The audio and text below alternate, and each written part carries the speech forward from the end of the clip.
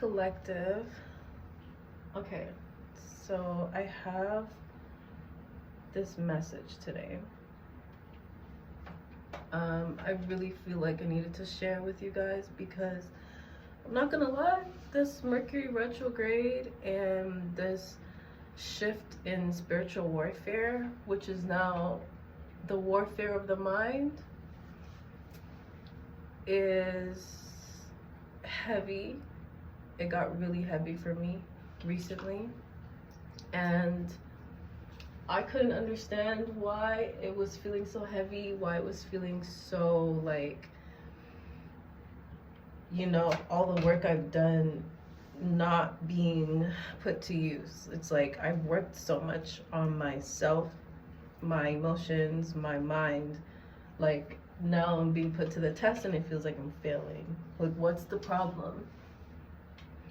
And I'm sharing this with you guys because I feel like this is a collective message, okay?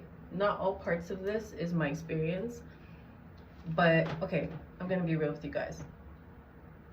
I'm gonna share what's my experience, and then I'm going to share what I believe the message is overall, because I was in prayer. I feel like I'm constantly talking to God, and I was dealing with a situation recently, and I think that sometimes when you are in a romantic situation, that can expose to you parts of yourself that, you know, are beautiful, but also parts of yourself that you need to work on, you know, the parts of yourself that you need to work on. And if you are willing to see it and receive the lesson in all of your connections, then you can either make changes or, you know, be in the energy of pity and wallow in sadness instead of taking accountability and changing it. Even if it's not for that same situation, it may be for, you know, another situation that's coming in. But that's where I was wrong. I kept thinking about like, okay, you know, if this one doesn't work out, then how can I learn from this for the next situation? And man, it felt like God was like, this is where you keep going wrong. Where you keep going wrong is you keep trying to find your value outside of yourself and thinking that if you do right by someone, that this is where you're gonna be happy, this is where your blessings are gonna come through if you could just be, if you could show up perfect, you know, show up in a praiseworthy type of energy. But that's all ego. And your ego is blocking you from, like, this is God talking to me. Like, your ego is blocking you from being able to even show up in authenticity. It's actually forcing you to be in the energy of control because you want to be seen a certain type of way. Even though, like, you already know who you are, you know how you show up in your relationships, but you are showing up in your ego, trying to prove yourself. And that's where you're going wrong. You're messing up the energy because you keep putting your hands in it. You keep trying to control the outcome because you're so fearful of, you know, being perceived. Oh, Jesus. So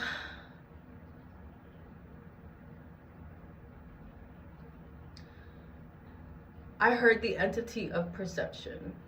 The entity of perception. I don't know who else is like dealing with that right now. The entity of perception and how you want to show up in the world and how you want to show up to your partner and how you want to show up to your family and how you want to show up to your coworkers and your friends. Like, The entity of perception will have you in a chokehold. Will have you feeling like you have to do so much to control the outcome. Whole time what you're doing is attacking the energy. You're literally attacking the energy, and you're not allowing it to just flow and be. So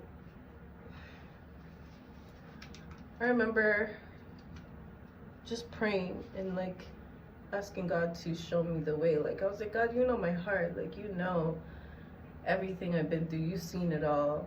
You've seen me cry. You've seen me stay solid in every situation, back to back to back to back. Like, you've seen me show up for people. You've seen me show up in integrity and in honesty and in truth. You've seen me show up in all these ways. Like, what am I doing wrong? And God's like, first of all, cancel the noise out. And don't let any outside messages permeate your field right now. Remove all other energies that are trying to communicate to you and listen to what I have to say. And I had to be so intentional about doing this. I literally had to remove myself from social media. And well, social media happened unconsciously, actually. I just wasn't posting as much, and at one point I tried to make a YouTube video for last week for my Saturday posting, and it wouldn't post. And then the intentional part was not watching, spiritual messages on YouTube, because they can be great in one way, but then you can become a slave to those energies, because that's not always God talking to you, right? Social media is the devil's playground. So I had to be intentional about removing myself from that space. And as soon as I did that this morning, this is where God was talking to me and was like telling me, you need to, after I removed the noise, God was like, you need to genuinely look at where you're going wrong. Because where you're going wrong is not necessarily in how, it's not necessarily in what you're doing. It's not that you need to do more or do less or whatever the case may be. It's more so you are putting your value outside of yourself. You don't need anyone to feel complete. You don't need anyone to feel complete. You don't need anyone to validate you or anything to validate you. And that's what the ultimate test is. That's where those dark energies, where people may call the enemy, the devil, the dark spirits, the dark lord, whatever people want to call it, that's where those dark spirits will start to move in and start attacking your mind, because you're looking for your value outside of yourself when your value is already with you. You are valuable as you are, and you have to believe that. You have to believe that you're already valuable. You have to believe that you already have everything that you need and that you're worthy. That was ultimately the message. You are worthy. You are worthy. You have amazing qualities. You are an amazing person, and you know that. But trying to prove that to anyone is going to make you, it's going to water you down, trying to prove your worth to anybody outside of yourself. You don't even have to prove it to yourself. You just have to know that you're worthy.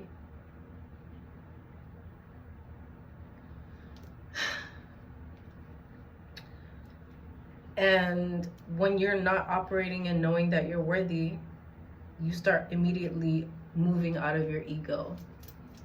you start operating out of your ego, because now you're looking for people to accept you and prove to them to see you and validate you so that you feel good about yourself. And it's like, you don't need that though. You know, you don't need that. This is giving like 90s TLC Bob. I'm sorry guys, but anyway, I don't even know if I want to fix this, but anyway, I'm turning 33, so I'm cool with the mature look. But I don't know, this was a really powerful message today, and I'm learning as I go. I'm integrating with my journey, and honestly, truly embodying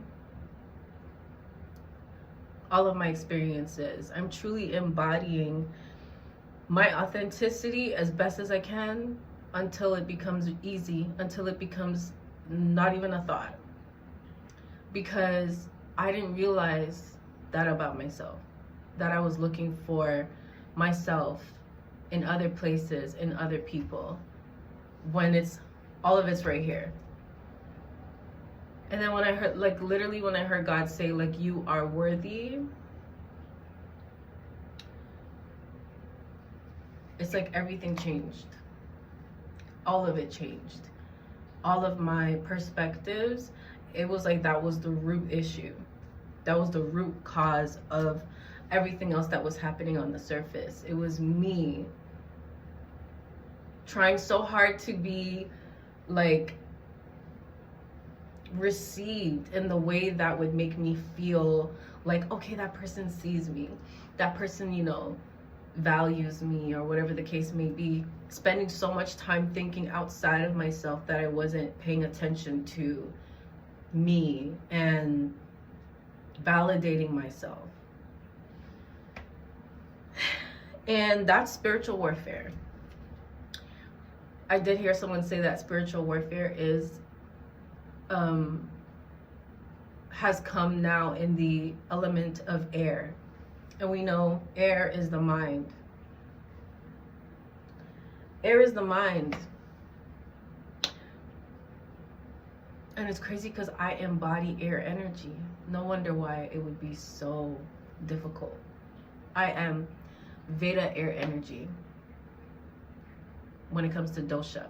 If you don't know what a dosha is, look up dosha. D-O-S-H-A. I'm always like, I gotta insert some teaching somewhere.